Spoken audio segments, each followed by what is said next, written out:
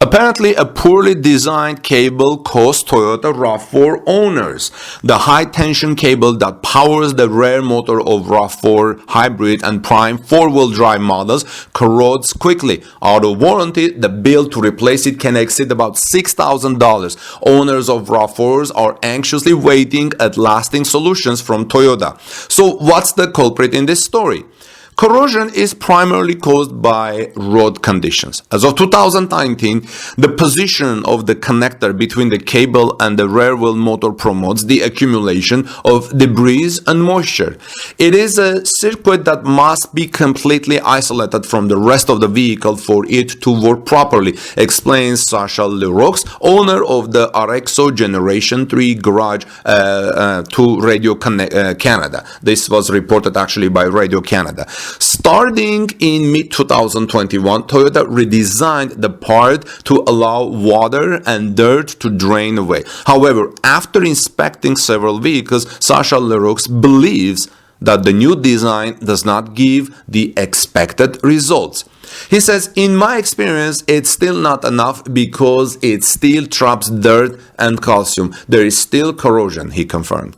As early as October 2020, Toyota's US division suspected corrosion issues with the high voltage cable. In Canada, it was last March that Toyota Canada sent a procedure to its dealers, detect corrosion, replace defective cables, and, if out of warranty, invoice customers. If you are under warranty, hurry up. When the dealer diagnoses a corrosion problem, Toyota replaces the cable at no charge, but only if the vehicle is less than 3 years old or 60,000 kilometers, which is 37,200 miles. Nonsense for other drivers, according to the Association for the Protection of Motorists. It's called APA in Canada. We are talking about a part that is supposed to last the normal life of the vehicle. If Toyota didn't design it to withstand our road conditions, now is the time to take responsibility, says George Iny, director of APA. Out of warranty, the cost of the part is $4,500 plus labor. In some cases, the total bill exceeds $6,000. APA received several complaints. The price is grossly exaggerated, that's clear. For that price, you can buy an entire engine for certain manufacturers, argues George Iny. Added to this are the problems of supplying the part. Several testimonials report delays of several weeks, even several months before receiving a new cable. John Thomas Landry, owner of 2019 RAV4 Hybrid, he took the plunge when his dealer estimated the cost of replacing his cable at nearly $6,000. Dissatisfied, he contacted Toyota Canada to complain. The automaker offered to pay 2/3 of the bill on the condition of closing the file for good and not disclosing the content of the agreement. John Thomas declined the confidential offer and opted instead to alert the public by creating a Facebook group. By signing this agreement, I couldn't sue them. It's nonsense that Toyota leaves people like that. I just wait there to be a callback and then they change the room for everyone. Radio Canada quotes Jean Thomas Landry. Today, more than 3,200 people have joined the Facebook group. Jean Thomas can count on the help of a former RAV4 Hybrid owner to administer the page, Hugo Sebastian Aubert. People don't understand that Toyota is not able to solve the problem. The product is acclaimed all over the world. Now, the management should be at the same level, says Hugo Sebastian Aubert to Radio Canada. Jean Thomas and Hugo Sebastian combined media interventions, newspapers, radio, specialized broadcasts. The cable problem even has a name, Cablegate. That's a hashtag. The scale of the mobilization impresses George Iny of the APA. He told Radio Canada that the owners of Toyota RAV4 vehicles are very keen people. Many of them have the part checked before the end of their warranty, and they try as much as possible to protect their rights. For months, members of the Facebook group have been hoping for an important announcement from the automaker, a solution applicable to all. The announcement is still pending from Toyota. For many RAV4 Hybrid and Prime owners, a simple warranty extension would save them a lot of angst. The components of the hybrid system are already guaranteed for 8 years or 160,000 kilometers, which is much more than the basic guarantee of 3 years or 60,000 kilometers. Against all logic, according to the APA, the high voltage cable is not included in the hybrid system components. George Iney feels that Toyota Canada should revise its fine print and include the cable in this warranty. It also asks the manufacturer to reimburse customers who have already changed their high voltage cable and who were no longer under warranty. Additionally, APA recommends that Toyota Canada install a sleeve or apply grease to cables that are still in good condition. Whatever the means, the objective is to delay corrosion as much as possible.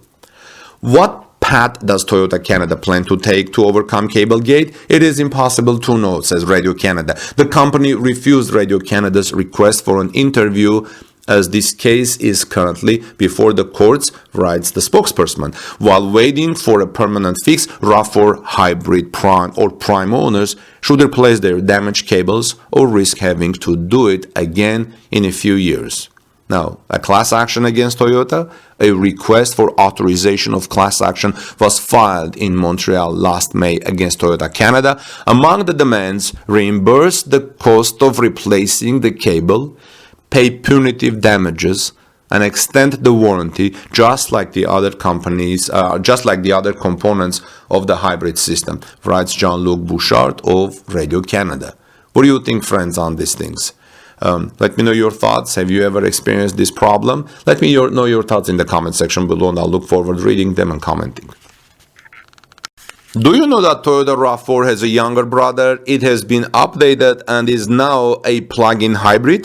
Toyota RAV4's younger brother, Toyota Harrier, just got some good news. The local RAV4 related SUV debuts electrified powertrain. Let's see what's under the hood.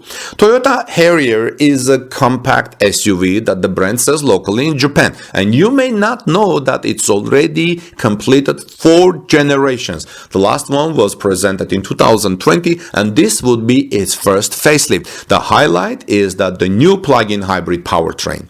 With the Toyota RAV4 Harrier shares the GAK platform, and in certain features of its exterior there are certain similarities with the RAV4. That's why it's sometimes called the younger brother of the Toyota RAV4. New for this update, Toyota has made some cosmetic tweaks like a new radiator grille with new mesh lattice.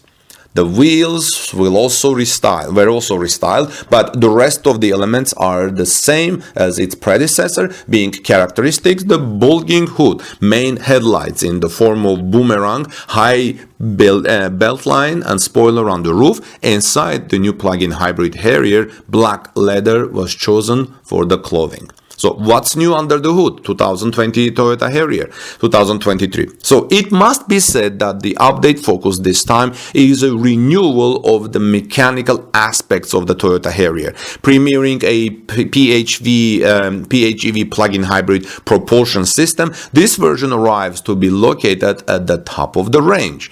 The new set integrates a 177 horsepower 2.5-liter naturally aspired gasoline engine together with a 182 horsepower electric motor that is integrated into the electromechanical variator, adding another 54 horsepower electric motor located on the rear axle.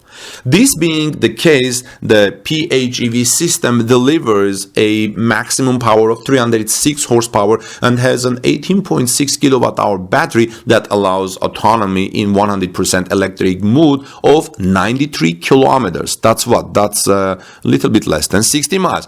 Power is sent to all 4 wheels. In addition, a conventional hybrid version is offered. The latter is based on the same 2.5-liter engine equipped with a direct shift CVT variator that can send power to the front wheels or to all 4 wheels. It is offered with 2 power levels, 218 and 222 horsepower. At the option of 171 horsepower 2.0 aspired engine. So do you think it would be great if Toyota brings this PHEV Harrier to the United States just like it sells the RAV4 Prime? I would love to hear your comments, friends. Please let me know your thoughts in the comment section below. And thanks for listening, and thanks for commenting.